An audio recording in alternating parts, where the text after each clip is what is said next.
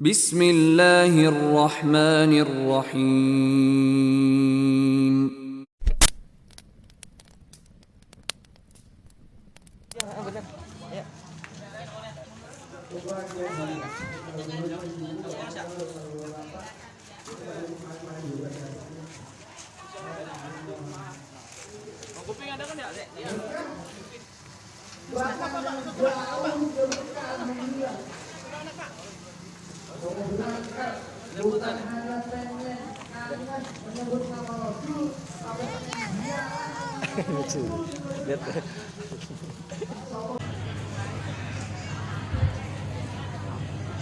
Assalamualaikum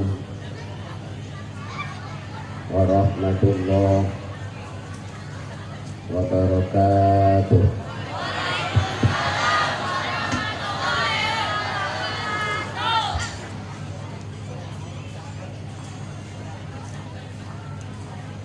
A'udzu billahi minasy syaithanir rajim.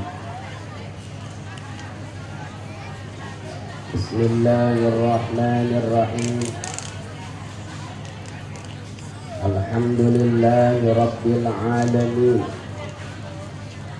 Allahumma salli ala nuril anwar wa sirril asrar wa tiryakil aghyar wa miftahi babil yasar Sayyidina Muhammadinil Mukhtar wa alihil abhar wa ashabihil akhyar adada ni'amillahi wa ifdalih wa la hawla wa la quwwata illa billah. Amma ba'du. Faqad qala Allah ta'ala Bismillahirrahmanirrahim. Laqad kana lakum fi rasulillahi uswatun hasanah liman kana yarjullaha wal yawmal akhir wa dzakarallaha katsira.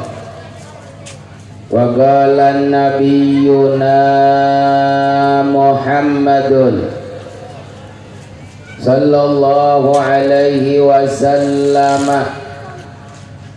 man 'azzama maulidi kuntu syafi'an lahu yaumal qiyamah.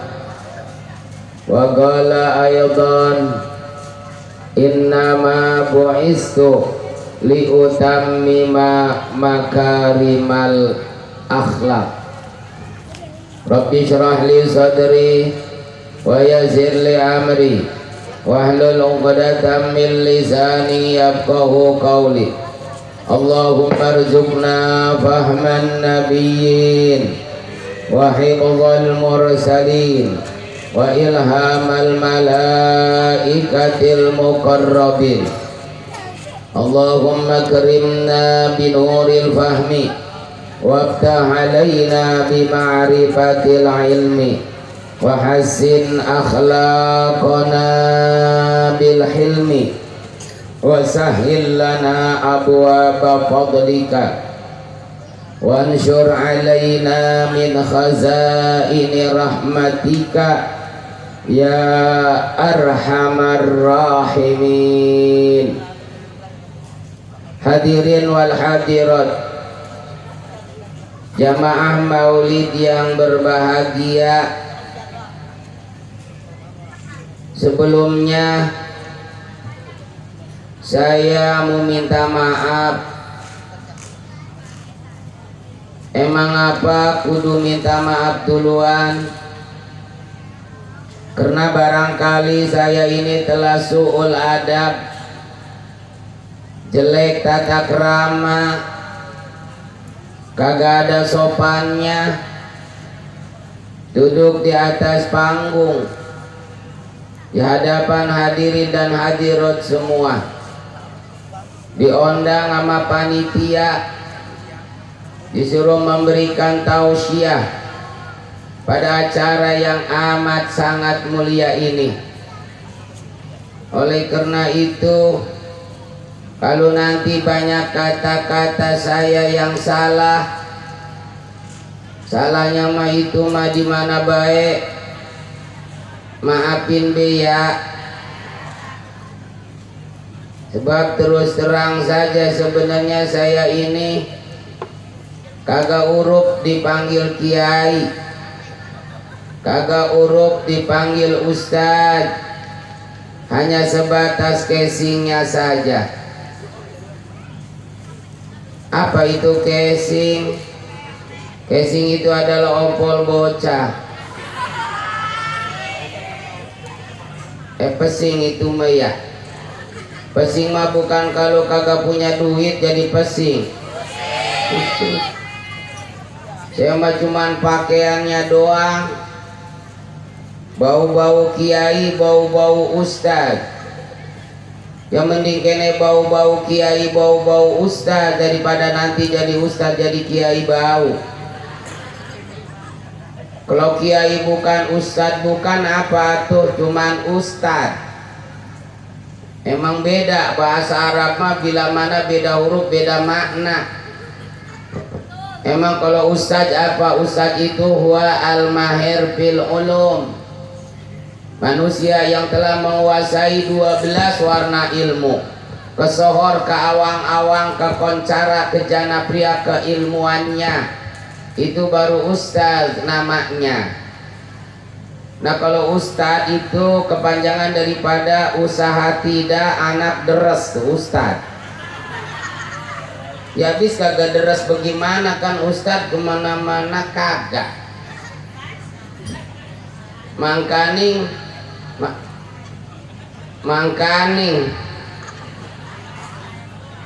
maaf ya takut ada mangkaning. Mangkaning ustad masa hari-harian kan sesarungan baik. Nggak ada pegawaian lain, adanya itu-itunya. Udah be yang ada digarap. Makanya ustadz wajar yang anaknya langka belatak baik. Nah oleh karena itu kalau nanti banyak yang salah, salahnya mah itu mah di mana baik, maafin be ya. Al-Mukarram yang sangat saya hormatin Ketua Dekem DKM ya. Ini tulisannya Dekem. DKM Musola Darussalam yaitu Bapak Naif. Sangat saya hormatin Ketua Panitia yaitu Bapak Haji Amla Ridho. Sangat saya hormatin tokoh agama yaitu Bapak Ustadz Awang Mawardi. Yang sangat saya hormatin Bapak Haji Marsan, Haji Subur, Haji Rali. Yang sangat saya hormatin Ustadz Ebit. Yang sangat saya hormatin Ketua Tatang Taruna Karang Taruna 06 yaitu Bapak Ajo. Yang sangat lengkapan ceramahnya ini. Ayo ngedeluk baca ini. Yang sangat saya hormatin Bapak RW Ambon. Yang sangat saya hormatin RT Jali. Yang sangat saya hormatin RT Sanin. Ya lo gue mau ceramah ini. Lu baru ngalami ceramah begini. Mau ngabsen kali ya. Yang sangat saya hormatin Bapak RT Junaidi. Yang sangat saya hormatin Bapak RT Ocat Acat.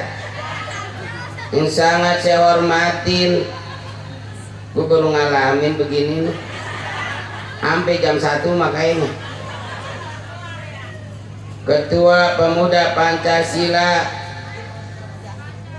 Yang sangat saya hormatin Ketua PPKB STNK kali BPPKB Kelurahan Ciater. Yang sangat saya hormatin, baca ini dong udah capek ya. aparatur pemerintahan Kelurahan Ciater yang sangat saya hormatin, ya lego maaf, para bapak-bapak, ibu-ibu, pemuda-pemudi, gak ketinggalan yang sangat saya hormatin leluhur-leluhur Ciater, keruun-keruun Ciater sama saya hormatin, beserta anggota, bahkan dedemit-dedemit, siluman-siluman yang ada di Ciater malam Jumat masalahnya, beserta anggota saya hormatin, kagok gue bacain semua bagian, semuanya genderuwo, kuntilanak, undel bolong, kelong wewe yang ada di Kelurahan Ciater saya hormatin beserta anggota. Kita sama-sama makhluk Allah, jangan saling ngeganggu ya, awas lo ngeganggu ge. Ini mau ceramah main debus ini. Hadirin wal hadirat rahimakumullah. Di dalam kesempatan ini AA tidak akan banyak bicara. Kayaknya teh kagak sudi banget. Ya ilok atuh mohon nanti didengerin dan diamalin, bebas ngedengerin sambil memakan ge, ora apa-apa. Saya ini yang ngomong, saya mau ngomong di situ ngedengerin sambil memakan, jadi gegares baik. Syukur alhamdulillah yang bahwasanya pada malam hari ini kita telah dapat berkumpul di ini halaman Musholla Darussalam. Tujuan kita sama, cita-cita kita sama, adalah ta'ziman wa takriman, memperingati daripada dilahirkannya junjungan kita Nabi besar Muhammad sallallahu alaihi wasallam, dengan harapan mudah-mudahan melalui acara ini kelak nanti di hari kiamat kita semua akan mendapatkan syafaatul uzma daripada baginda Rasulullah sallallahu alaihi wasallam.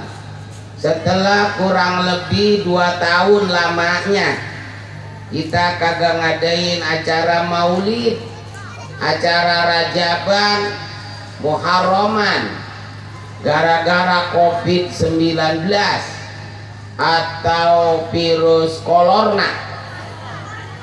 dalam celana. Saudara, COVID-19 atau corona itu adalah teguran dari Allah buat kita semua, agar supaya kita lebih dekat kepada Allah. Kita sering ditegur oleh Allah dengan bermacam-macam bencana musibah. Dulu di Aceh tahun 2004 Aceh diguncang bencana gempa yang disertai tsunami pada waktu itu, yang kekuatan gempanya 7,5 liter apa berapa tuh, sampai ratusan ribu yang mati. Bayangin itu baru 7,5 liter, apalagi kalau segantang buras orang Aceh. Tahun 2018 di Sulawesi, di Palu, dilanda bencana gempa yang disertai tsunami. Bahkan satu daerah yang namanya Patobo ditelan bumi.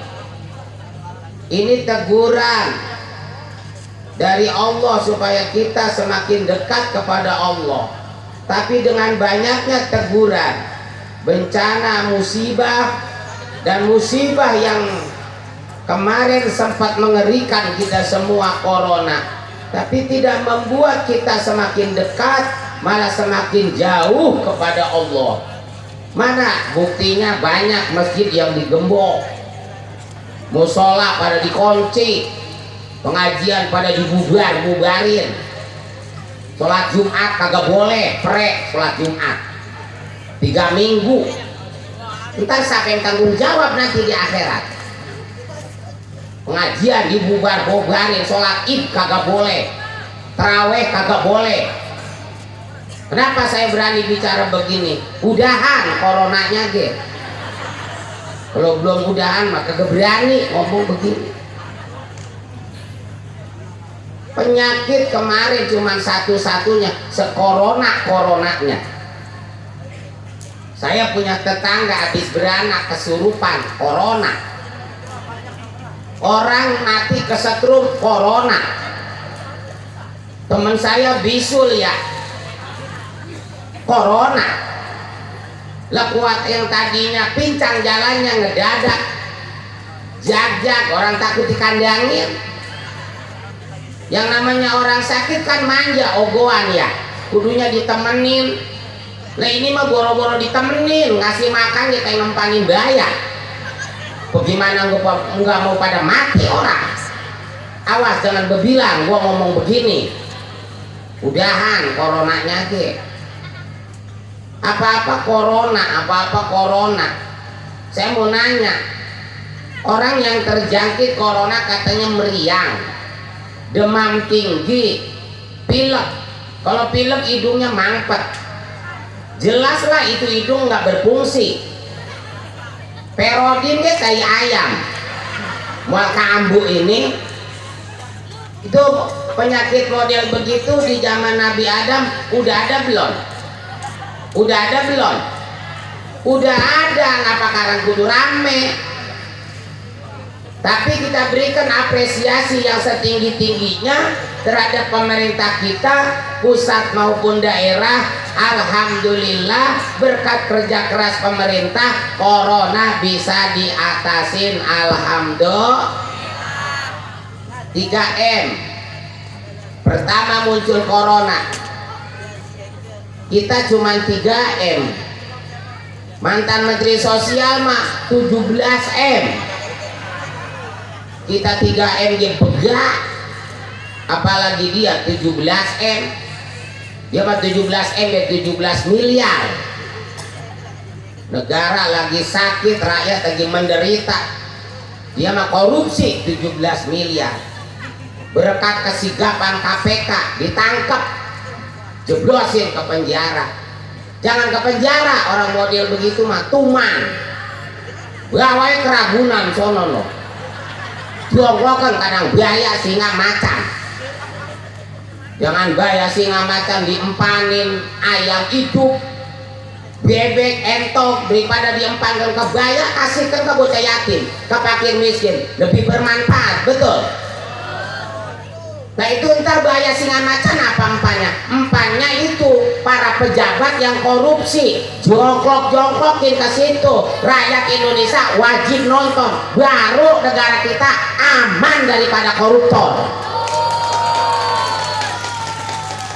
Pantasnya saya ceramah begini di gedung Istana Negara di sono, biar presiden yang mulia ngedenger. Lagian siapa yang mau ngundang saya ke sono? Mulai ngondang ini, biar kata ngondang ya mau bisa balik ke rumah gua. Gua jadi sewot baik jadinya. 3M.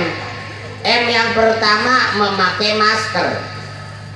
Itu kan antisipasi likul lidain dawaun, tiap penyakit pasti ada obat. Ini dari pemerintah, kasihan nama kita sebagai rakyat, kita ikutin make masker. Nenek-nenek, aki-aki suruh make masker.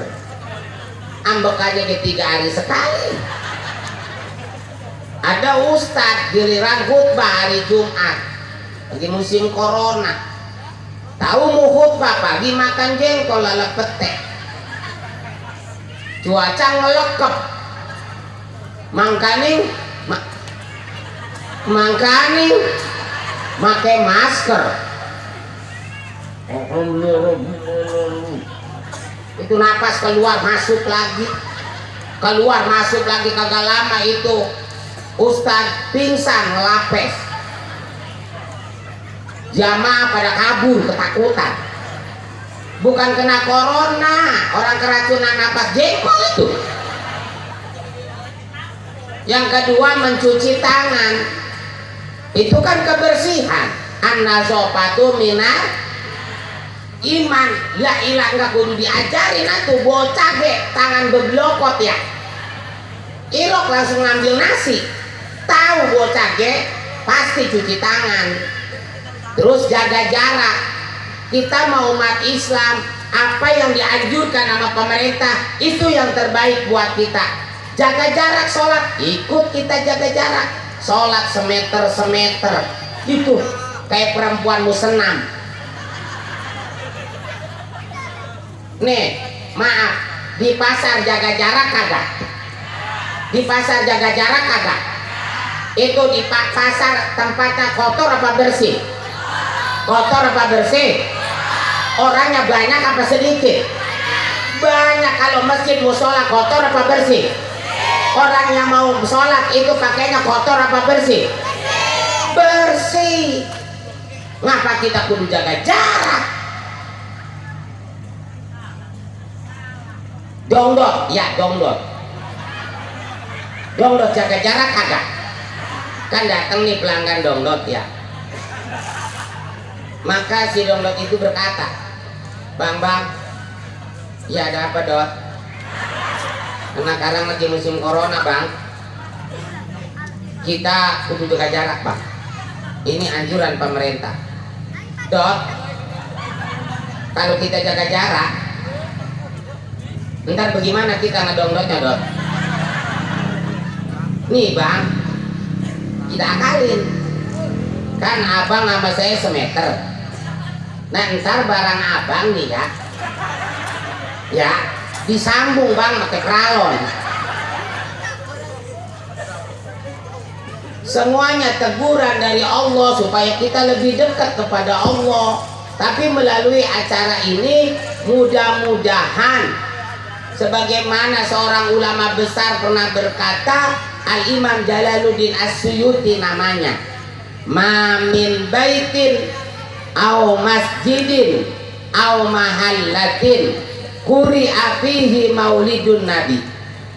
Tidaklah ada satu rumah, satu masjid, musola, kantor kelurahan, kantor desa, kantor bupati, lapangan dan yang lainnya, quri'a fihi maulidun nabi, yang bila mana dibacakan maulid nabi kita Muhammad, illa habbatil malaikatu, malaikat Allah turun dari langit ningkerin itu tempat yang lagi diadain maulid. Jadi bagaimana? Orang yang maulid itu yang ngejaganya malaikat. Ngapain malaikat ikut hadir? Bukan sekedar ngejagain, fa innahum yusalluna ayyastaghfiruna bi ahli dzalikal makan. Itu malaikat-malaikat Allah menjerit ke Allah memintakan ampunan buat orang-orang yang sedang hadir maulid. Mudah-mudahan dosa kita semuanya diampuni oleh Allah. Malaikat menjerit sekarang, ya Allah ya Rob, ampunilah dosa-dosanya orang-orang yang lagi hadir maulid di musola Darussalam ya Allah. Ampunin semuanya dosanya. Yang hadir dia doang ya Allah, yang hadir. Yang kagak mah jangan. Bahkan wa ammahumullah birrahmati, Allah akan turunkan rahmatnya, Allah akan turunkan kasih sayangnya. Tadi udah ketahuan rahmatnya Allah, hujan kan? Tuh, yang tadinya mau kasih bencana, Allah turunkan rahmatnya. Jadi kesimpulannya bagaimana? Kalau satu kampung pengen jadi kampung yang gemah ripah loh jinawi, kalau satu negara pengen terhindar dari para krisis ekonomi, menjadikan negara yang baldatun thayyibatun wa rabbun ghafur, adain selalu maulid. Bahkan wa ijamata, di mana orang lagi hadir maulid mati, umpama lagi hadir maulid mati, sengaja dari rumah belum makan, tar gue mah mau makannya maulid musola Darussalam, nggak taunya panitia kagak masak, kelantih mati. Atau barangkali kita lagi sedang husunya maulid ketika mahalul qiyam, marhaban ya marhaban ya nurul aini, orang kerasa tuh ada ular kobra glosor masuk ke dalam kain. Kata ular kobra, buset temen gua nih digulai sama ular kobra mati. Wa ijamata, di mana orang lagi hadir maulid mati, hawwanallahu alaihi jawaba munkarin wa nakirin, maka Allah akan memudahkan buat itu orang daripada menjawab pertanyaan malaikat munkar dan nanti di dalam kubur. Kalau Allah gampangkan bisa menjawab, kalau bisa menjawab alamat bahagia. Kalau bahagia dalam kubur, di akhiratnya dia bahagia. Kalau di akhiratnya bahagia, surga jaminannya. Sebab kenapa? Kan kata Nabi, man ahabbani kana ma'i fil jannah. Orang yang cinta kepadaku, niscaya dia akan bersama-samaku nanti di surganya Allah Subhanahu wa Ta'ala. Itu orang mati lagi maulid, berarti saking cinta ke baginda Rasul, dalam keadaan sakit ikut maulid sampai ke matinya, berarti matinya dalam keadaan cinta ke baginda. Ini akhlak Nabi kita Muhammad Sallallahu Alaihi Wasallam, mengamalkan apa yang diperintah oleh beliau. Bahkan begini saudara, salah satu sahabat bertanya ke baginda Rasul, ya Rasulullah, saya mau nanya atuh, pelang jiwa mau nanya mah, mau nanya apa? Ayul amali abdolu, amal ibadah apa yang lebih abdol ya Rasul di antara sekian banyak amal ibadah? Jawab Rasulullah, amal ibadah yang lebih abdol itu yang pertama as-sholatu liwaktiha, sholat tepat pada waktunya. Jangan maulid rajin, sholat kagak mau. Kadang-kadang maulid sampai jam 2 subuh kesiangan, lah kagak hidup. Amalkan apa yang diperintahkan oleh Nabi, sholat. Nabi sampai pada bengkak kakinya, kebanyakan sholat. Orang sini pernah bengkak kakinya, paling kena asam urat. Sholat kewajiban kita sebagai umat Islam, siapa baik orangnya, orang kaya, orang melarat, pejabat, rakyat, yang tua, yang muda, yang sehat maupun yang sakit, kecuali sakit akalnya. Kalau sakit akalnya apa namanya? Gila. Jadi kalau ada orang Islam kagak sholat, berarti dia orang gila. Ustadz, saya mau nanya apa? Saya kan sakit, terus nggak bisa berdiri, bagaimana? Paman aja anil qiyami sholat jalisan. Kalau nggak mampu sholat berdiri, sholat sambil duduk. Duduknya kagak bisa, saya mau ngegeledak baik. Ngegeledaknya kemana? Ke depan. Masa ngegeledak ke depan? Gue nyariin di Google nggak ada ngegeledak ke depan. Ada ke belakang. Kalau ke depan mah nyungsep. Sholat mutajian, berbaring miring, miringnya kagak bisa. Lah emang apa? Orang di bawah ketek saya bisul. Sholat mustalqian, selentang kayak ngap. Sholat bil isyarah, sholat dengan memakai isyarat. Yang pertama pakai kepala ge puyeng tat. Pakai mata berarti mata ge baru pulang operasi katarak. Pakai hati, ingat rukun sholat. Hati ge deg-degan wae, punya penyakit jantung. Ya udah nyerah, ya bungkus, ya udah kubur hidup-hidup. Oke tat, itu kan praktek sholat. Kan saya kata dokter penyakit komplikasi, udah berobat belum? Ini baru pulang dari Singapura. Belah mana Buaran? Oh no, ngidul dikit. Kata dokter gak boleh kena air tat 10 tahun. nah air mati. Minum nggak boleh pakai air, pakai dedek. Itu bagaimana kalau mau sholat? Sedangkan syaratnya sholat pasti wudhu. Wudhu kudu pakai air, nggak boleh, bisa mati gara-gara wudhu.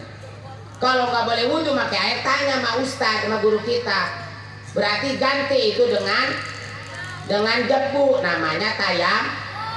Nggak ada alasan tuh. Jadi tayamum itu pengganti wudhu, iya. Pakai debu, iya. Berarti pakai ke kumur, pakai terserah. Masukin ke hidung, ke mulut, ke kuping, perunukin kuping.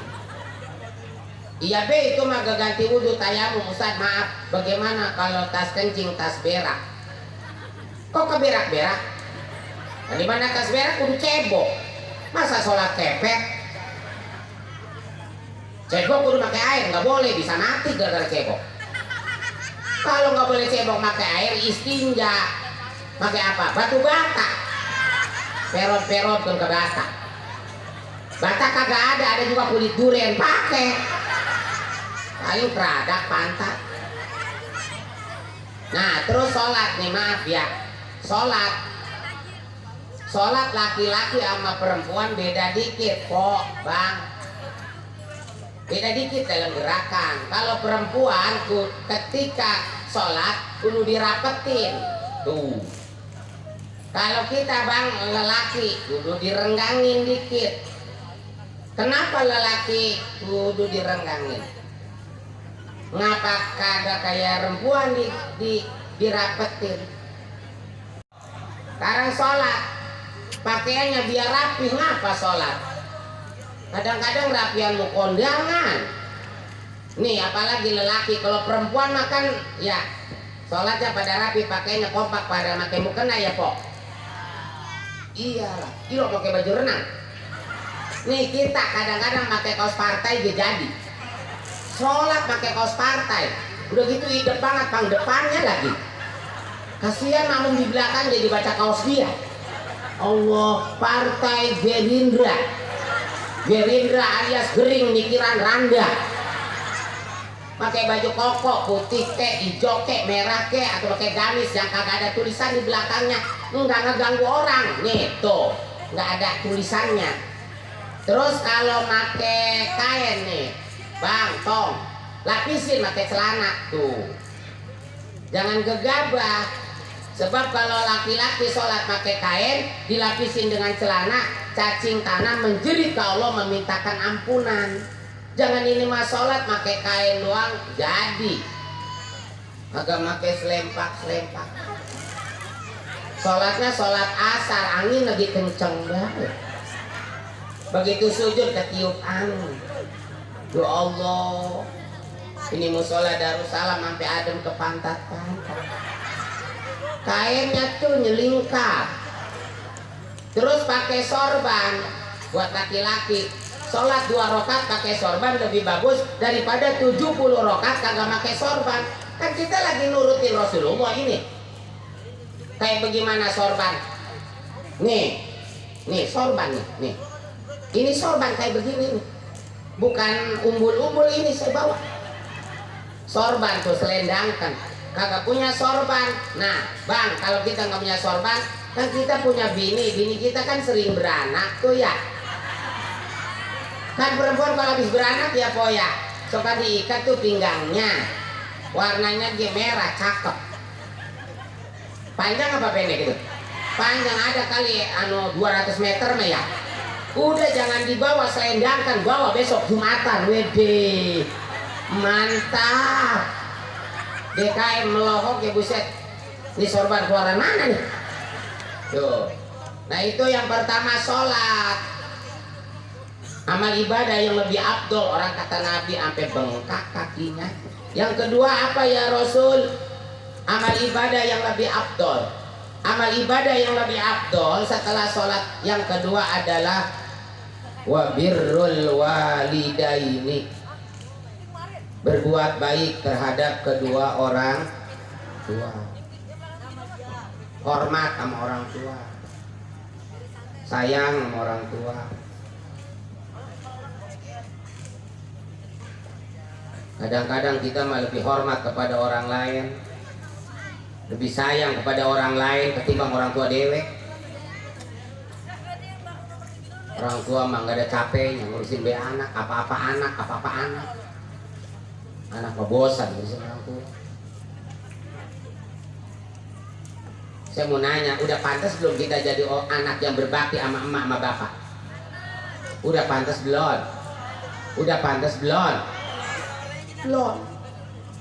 Saling baik ketemu orang tua. Orang tua mah gak ada bosannya ngurusin anak mah bosan ngurusin orang tua. Orang tua mah jasanya banyak, mau bakalan kebayar sama anak. Lagian kagak ada orang tua yang pengen dibayar jasanya. Kalaupun pengen dibayar, mau kebayar. Anak mah bosan ngurusin orang tua. Neng tong antar emak nyok. Antar kemana mak? Emaknya dibentak. Antar kemana? Ke klinik tong. Emang apa mak? Kalau emak meriang wae, takut kena tampek. Gilok nenek-nenek kena tampek. Oguan banget. Waras ini mak udah tua. Segala bae suntik. Ditagi langka saya belum kondangan. Suntik mati aja ya mau.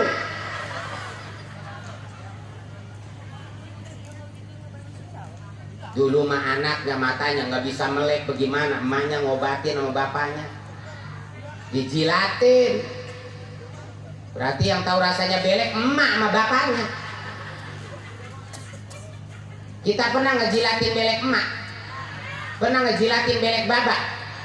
Kenapa tuh? Jember kita mah boro-boro ngejilatin belek emak, belek baba, emak baba sakit ngegojek di kasur di aral. Nanya ke dokter, nanya ke ustad, ke dukun, abrak-abrakan ke kebun orang nyari daun kelor, ngikutin apa kata dukun, dikeprak-keprak awak emaknya pagi, tengah hari, sore ke daun kelor. Maksudnya biar buru-buru mati. Jangan pakai daun kelor, pakai batang kelor, kenapa? Sudah betis gebugin mati dah. Orang tua mah nggak ada bosannya ngurusin be anak. Nih dengerin, orang tua mah bisa ngejar rumah buat anak. Orang tua bisa beli kebun buat anak. Orang tua bisa beli mobil, beli motor buat anak. Anak bisa nggak kayak orang tua? Anak bisa kagak? Mau bakalan bisa. Anak mah bisanya nggak jual rumah orang tua, ngejual kebun orang tua, sampai berantem sama saudara dewek ngerebutin banda orang tua.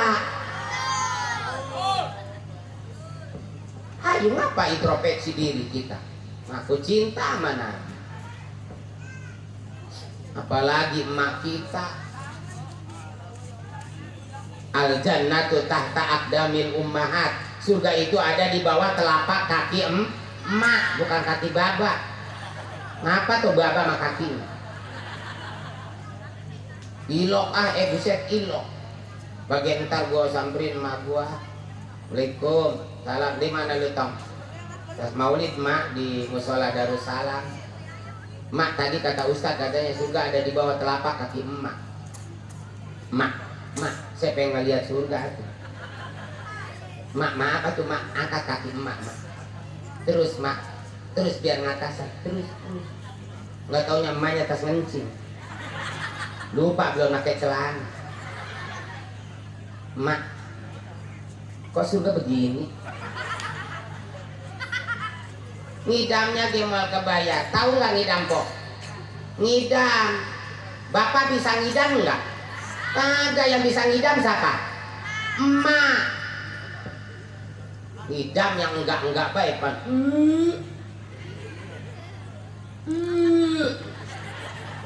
Bang, enak banget saya bang. Lihat abang dia enak.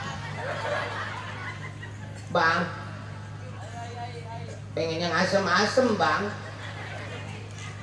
Sabar ya neng, abang mau nyariin ke pinggir rumah. Doain, mudah-mudahan ada kucing ke keratak.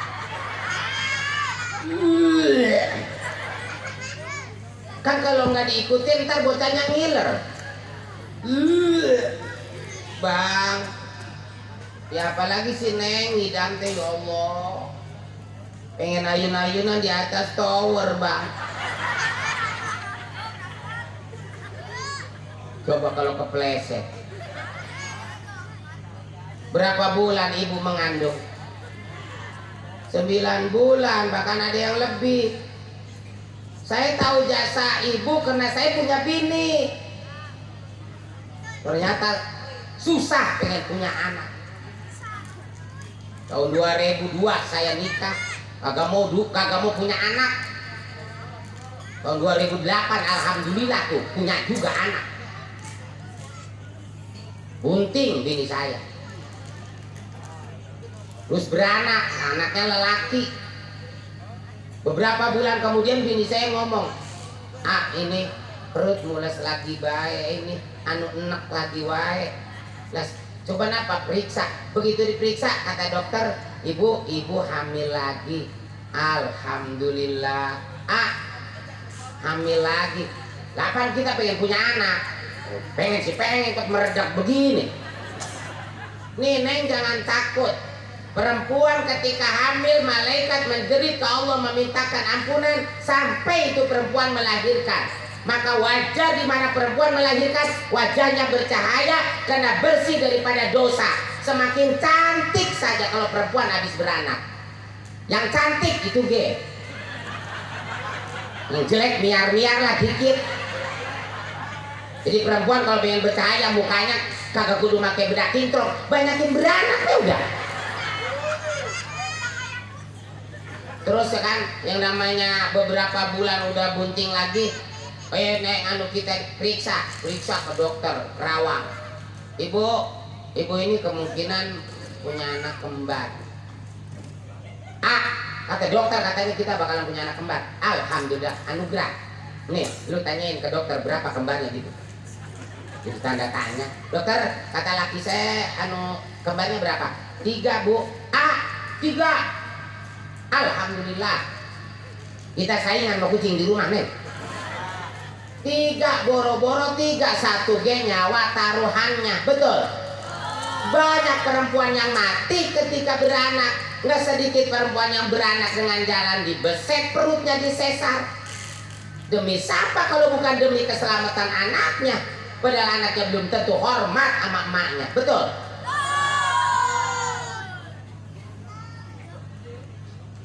Beberapa bulan terus 9 bulan bini saya peprengkelan baik megangin perut. Bang, ini perut mules banget. Ya berak mules malu. Bukan mulesnya beda. Ya jangan-jangan mau beranak kali Neng. Dibawa sama saya buru-buru hari Kamis pada waktu itu. Kata dokter, Pak tanda tangan dulu. Bapak sebagai suaminya harus ada kesepakatan. Ini harus dioperasi sebab 3 anak bapak ini kembar. Ya dok, agak apa-apa, yang penting semuanya pada berkah selamat dah. Ini dioperasinya kapan dok? Besok hari habis sholat Jumat. Ya dah dok. Yang namanya 3, 1 aja nyawa taruhannya. Habis sholat Jumat saya lari ke rumah sakit. Saya samperin kamar di mana bini saya di situ ada. Lah, bini saya kagak ada. Neng, di mana lu Neng? Terus ada itu tuh perawat, Pak. Manggil siapa? Bini saya di sini kemana? No, bini bapak udah ada di ruang operasi. Begitu saya masuk, bini saya udah pakai baju hijau, mau dioperasi. Mukanya udah pucat, rasa takutnya udah ada. Bikin pucat wajahnya, kan bini saya mau orangnya bule ya, bikin cakep baik. Nggak boleh diadu sama artis bini gua, gak percaya mah. Nah, jangan diem baik ngapa, bebacaan. Buset, dari kemarin gua bebacaan baik. Nah, mumpung belum ada dokter, Ini kapan sih katanya habis Jumat? Entar katanya udah bagai mana anu pusar lu mana pusar? Saya singsatin gue ya. Begitu ngelihat pusar saya kaget, subhanallah. Ini pusar apa ringko Ajinomoto? Lah 3. Langsung be ya sebisa-bisa kita minta ke Allah. Bismillahirrahmanirrahim. Wallahu akhrajakum min butuni ummahatikum la ta'lamuna syai'a. Itu fit. Wah, keluar orok. Lagi diijabah kali sama Allah ya. Ujung-ujung lah, dokter. Saya gerowokan be ya. Ada apa pak? No, bini saya no. Ujung-ujung brojol. Bener, anak saya 3 tanpa proses operasi. Ya cuma namanya 3 kok bang, anak saya anu premium semua. Iya prematur ya, premium mah bensin. Luar biasa, habis beranak emak mikin berat nggak jasa ininya, pengorbanannya mikin berat, penuh dengan kasih sayang, ditimang-timang nang ning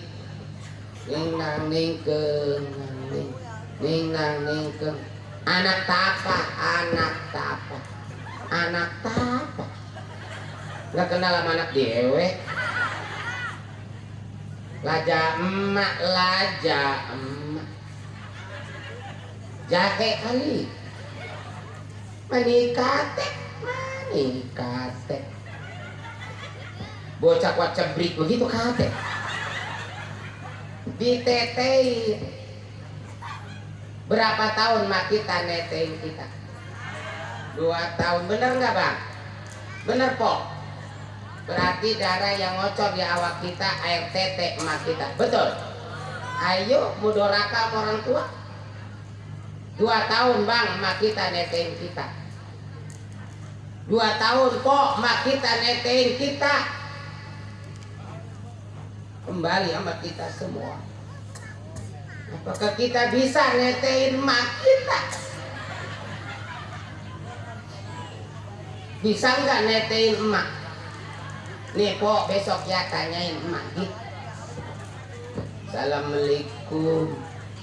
Salam. Ada apa lu neng kemarin? Kangen emak sama emak. Emak sehat mak? Sehat. Lu kayak sedih ngapa sih neng? Ingat sama emak emak. Ingat ngapa? Ingat apa jasa? Mak, saya mau nanya sama emak ya mak. Nanti jawab ya mak. Mau nanya apa sih lu neng? Emang emak dulu netein saya. Emaknya pelahap. Anak gue sinting aja. Pertanyaannya kagak pantas. Mak jangan diem baik. Ngapa mak? Jawab mak pertanyaan saya. Emang mak dulu netein saya mak? Maknya diem. Mak jawab ngapa mak? Terpaksa emaknya jawab dengan tegas. Apa kata emak? Iya. Dulu gua netein lu neng. 2 tahun gua netein lu. Bukan lu yang gua netein. Bapak lu gitu. Sebelah lu sebelah bapak lu.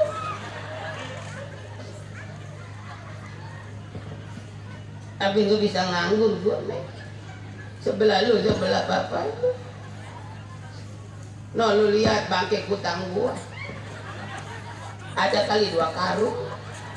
Lu makin nanya begitu emang apa? Maafin saya mak, doain. Maksud saya begini mak, mumpung mak hidup kene, saya pengen balas jasa emak. Takut emak pengen nete. Ayo mak mau nete mak. Kira-kiranya emaknya mau apa kagak? Lah kagak, kata emaknya najis gua nete. Nah saudara, maka oleh karena itu ayo kita hormatin, kita sayangin, kita doain emak bapak kita. Rabbil firli wali walidayya warhamhuma kama rabbayani. Untung anak yang masih punya orang tua. Orang tua biar kata udah nggak ada daya upaya, tempat anak mengadu. Tapi kita juga jangan sedih kalau memang udah nggak punya orang tua udah meninggal. Bisakah seorang anak yang orang tuanya sudah meninggal berbakti kepada orang tuanya? Bisa. Dengan jalan bagaimana? Sholat jangan ditinggalkan, berbuat ibadah. Kalau ada milik sodako jariyah, pahalanya buat emak ama bapak. Sampai ilo mati deh duluan gitu. Jadi amal ibadah yang lebih afdol, kata Nabi itu setelah sholat, pertama sholat, yang kedua wabirrul walidaini, berbuat baik, hormat, sayang terhadap kedua orang. Hadirat yang berbahagia, kiranya ini sajalah karena perjalanan saya jauh. Tadi juga pada maghrib saya berangkat. Ini saja yang bisa AA sampaikan. Mudah-mudahan ada manfaatnya. Kurang dan lebihnya mohon dimaafin. DKM, maafin saya. Panitia Bapak Haji Amla, maafin saya. Oh iya panitia, saya mau makan dulu ya. Saya langsung pulang. Siapa yang nawarin makan lagi? Siapa yang nawarin makan? Mudah-mudahan apa-apa yang saya omongin tadi ada manfaatnya. Kurang dan lebihnya mohon dimaafin. Untuk doa kita serahkan saja kepada guru-guru kita yang mulia. Dari saya cukup sekian. Subhanakallahumma wa bihamdika asyhadu an la ilaha illa anta astaghfiruka wa atubu ilaik. Billahi taufiq wal hidayah wal afu minkum. Wassalamualaikum warahmatullahi wabarakatuh.